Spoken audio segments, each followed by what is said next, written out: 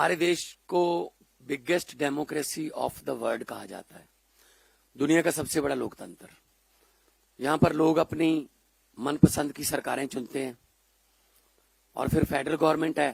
Federal government हर state का जो बनता हक है वो उनको देती है, अब द पॉलिटिक्स लेवल, अब द पार्टी लेवल। लेकिन पिछले कुछ समय से जो हम देख रहे हैं कि लोकतंत्र का गला धीरे धीरे करके काटा जा रहा है। नॉन बीजेपी जितनी भी गवर्नमेंट हैं उनको चाहे तो सीधा डायरेक्ट सेंट्रल की तरफ से फंडिंग रोक के, चाहे गवर्नर्स के थ्रू किसी न किसी तरीके से उनको तंग किया जाता है। आम आदमी पार्टी को तो बहुत ही स्पेशल निशाने पर लिया हुआ है, क्योंकि आम आदमी पार्टी एक ऐसी पार्टी है जो बहुत तेजी से बढ़ रही है। नेशनल पार्टी बन गई है, सिर्फ महज 10 साल की उम्र है लगभग। तो ऐसे में बीजेपी का ये सोचना कि कांग्रेस को तो झेल लेंगे, कांग्रेस के साथ तो मिले भी हुए हैं ये, कांग्रेस को तो झेल लेंगे, लेकिन तीसरा कोई पैदा ना हो जाए, इस सिलसिले में उन्होंने दिल्ली में हमारे नेताओं पर ईडी के पर्चे बनाए, शराब घोटाले के पर्चे बनाए, हमारे बड़े बड़े नेताओं को जेल में किया। अरविंद केजरीवाल को जेल में दिया, एक सिटिंग सीएम को, हमारे डिप्टी सीएम को जेल में, हमारे राज्यसभा मेंबर संजय सिंह जेल में। जितने भी हमारे पर्दे के पीछे भी अगर काम करने वाले कोई कार्यकर्ता या कोई हमारे पॉलिसी मेकर थे, सबको जेल में दिया गया, डराया गया, धमकाया गया, बीजेपी ज्वाइन कर लो वरना मुश्किल हो जाएगी। तो जो ये डराने की, धमकाने की राजनीति है ये लगातार जारी है पूरे देश में। बंगाल में डीजीपी से लेकर सारे अफसर बदल दिए, क्योंकि इलेक्शन है। इलेक्शन लोगों से नहीं जीतते, ये इलेक्शन अपने ईडी, सीबीआई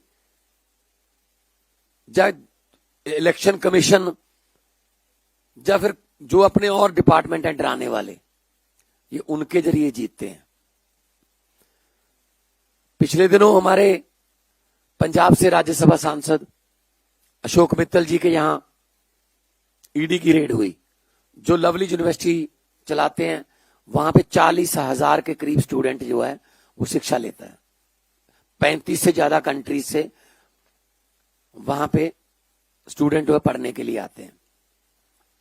क्योंकि वो आम आदमी पार्टी के राज्यसभा के सांसद हैं, इसलिए अचानक से वो दागी हो गए। आज संजीव अरोड़ा जी के घर पे इस समय ईडी की रेड चल रही है। संजीव अरोड़ा जी हमारे बिजली मंत्री हैं, हमारे लोकल बॉडीज मिनिस्टर हैं, बुरी तरह से उन्होंने बीजेपी को हराया था बाई इलेक्शन में लुधियाना से, तो आज वो भी दागी हो गए। मतलब क्या है? मतलब है बीजेपी द्वारा 2027 के विधानसभा की चुनाव की तैयारी शुरू। ईडी भेजो, इनकम टैक्स भेजो, नोटिस भेजो, डराओ, क्योंकि इनको तो 117 बंदे नहीं मिल रहे। इलेक्शन में इलेक्शन लड़ने के लिए 117 बंदे नहीं मिल रहे बीजेपी को, तो वो कह रही है ईडी भेज के डराओ, जा तो तुम लड़ो ना, जा हमारे वॉशिंग मशीन में से निकलो। तो बहुत ही खतरनाक रुझान है, लोकतंत्र की हत्या हो रही है। इसकी कड़े शब्दों में निंदा भी करते हैं और सिर्फ और सिर्फ नॉन बीजेपी सरकारों को तंग किया जा रहा है।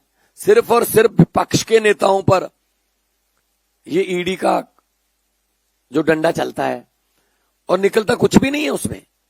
अरविंद केजरीवाल और मनीष सिसोदिया जी को बाइज्जत बरी कर दिया गया। बरी भी नहीं कहूंगा मैं, मुकदमा ही नहीं शुरू हो सकता उन दस्तावेजों को के आधार पर। तो इसका मतलब इतना झूठा केस था कि मुकदमा ही नहीं हो सकता, लेकिन कहते हैं एक बार अंदर कर दो, बाद में इलेक्शन होने दो, फिर देखते हैं बाद में क्या होता है। हां, अगर कोई इनके आगे झुक गया, इनकी ईन मान ली, तो फिर वो वॉशिंग मशीन में से निकल के बिल्कुल दूध का धुला हो जाता है, उसके सारे दाग जो है वो मिट जाते हैं। क्या ये डेमोक्रेसी है? क्या ये लोकतंत्र है? ये डेमोक्रेसी नहीं है, ये डिक्टेटरशिप है। इन्होंने अभी बिहार का मुख्यमंत्री बनाया सम्राट चौधरी। कौन है वो? उस पर 7 कत्लों के केस का पर्चा है, जेल में रह के आया है, अपनी उम्र गलत बताई है, 3 बार उसने अपनी डेट ऑफ बर्थ चेंज की हुई है, कभी वो माइनर बन जाता है, कभी वो बालक बन जाता है। और ये जंगल राज की बात करते रहते हैं। तो अब कौन सा राज आ गया बिहार में? अब ये जंगल अच्छा है, जैसे वो ऐड आती है ना, दाग अच्छे हैं।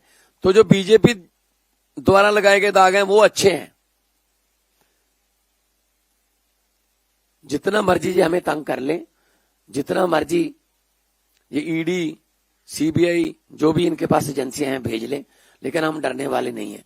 हम वो पत्ते नहीं हैं, खास तौर पे मैं कहना चाहता हूं, हम वो पत्ते नहीं हैं जो शाख से टूटकर गिर जाएंगे। आंधियों को कह दो अपनी औकात में रहें। हम डरने वाले नहीं हैं, हम वो मिट्टी से बने हुए नहीं हैं, हम किसी और मिट्टी से बने हुए हैं। अब पंजाब में इनको 1 या 2 सीट आती हैं विधानसभा में। अब पंजाब में उसको बढ़ाने के लिए ईडी का सहारा लिया जा रहा है। पंजाब में इनके पास कोई केडर नहीं है, कोई नेता नहीं है, इसलिए कांग्रेस से, अकाली दल से, जहां से मिलता ले लो। कांग्रेस का प्रधान ले लिया, कांग्रेस का एक्स सीएम ले लिया, कांग्रेस का एक्स खजाना मंत्री ले लिया, कांग्रेस का एमएलए ले लिया, कांग्रेस का एक्स एमपी ले लिया, मिनिस्टर ले लिए कांग्रेस के। बीजेपी ने एक कांग्रेस विंग बना रखा है पंजाब में, बीजेपी का कांग्रेस विंग, क्योंकि उनके केस होंगे, उन केसों को फिर दबाना भी है, तो वो उनको डरा के, उनको फाइलें दिखा के डराते हैं। ये लोकतंत्र है।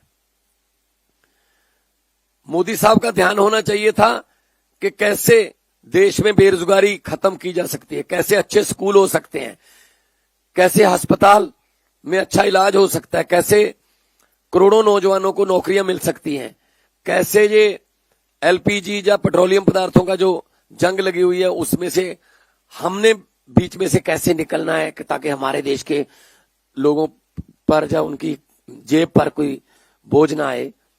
ये इस बात पे ध्यान होना चाहिए था। इनका ध्यान है इसको सिक्योरिटी कम कर दो, इसकी सिक्योरिटी ऐड कर दो, इसके यहां ईडी भेज दो, इसके यहां सीडी भेज दो, इसके यहां पता नहीं क्या ईडीओ सीडीओ से ये मतलब राजनीति कर रहे हैं। सरकारें ऐसे चलती हैं क्या? सरकार तो फिर ट्रंप चला रहा है। जब सरकार चलाने की बात आती है तो वाशिंगटन से, व्हाइट हाउस से ऑर्डर आते हैं कि आपको 1 महीने की इजाजत दी जाती है, आप यहां से तेल ले लो, आप यहां से एलपीजी ले लो, आपको 3 जहाज अलाउ किए जाते हैं, ये ले लो, लेकिन इसके बाद नहीं। तो फिर बिशप गुरु बनने चले थे, बिशप चेले बन गए हम तो क्या ऐसे देश चलता है? और कुछ भी बोल देते हैं, कुछ भी बोल देते हैं।